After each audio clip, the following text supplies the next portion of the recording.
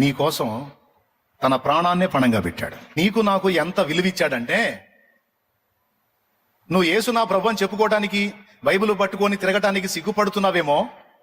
కొంతమంది దాచిపెట్టుకొని వస్తారులేండి. ఒకటి మాత్రం నిజం, యేసు ప్రభు నా దేవుడు నా రక్షకుడు అని చెప్పుకోవడానికి నువ్వు సిగ్గుపడుతున్నావో సిగ్గుపడట్లేదో నాకైతే తెలియదు, కానీ ఆయనైతే కోటాను కోట్ల దూతలతో చెప్పాడు నిన్ను చూపించి, అదిగో నా కుమారుడు, అదిగో నా కుమార్తె అని, వారు నా పిల్లలు అని ఆయన చెప్పాడు. ఆయన రేంజ్ ఎక్కడ, నీ రేంజ్ ఎక్కడ? దూతల రేంజ్ ఎక్కడ, మనుషుల రేంజ్ ఎక్కడ?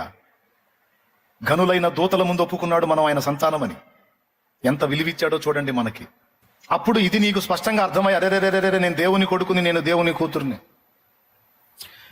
అరెరెరే నా ప్రభు ప్రాణం ఇచ్చి నన్ను కొన్నాడు, నా ప్రభు ప్రాణం ఇచ్చి నన్ను కన్నాడు, అరెరెరెరెరే అంతమందిలో నన్ను ప్రత్యేకపరిచాడు, నా ఇంట్లో నన్ను ప్రత్యేకపరిచాడు, సమాజంలో ప్రత్యేకపరిచాడు, అరెరెరెరే అంతమంది మీద పోయిన అభిషేకం నా మీద పోసాడు, నన్ను ఎన్నుకున్నాడు, నన్ను కోరుకున్నాడు, నన్ను ఏర్పరచుకున్నాడు అన్న సంగతి అర్థమైతే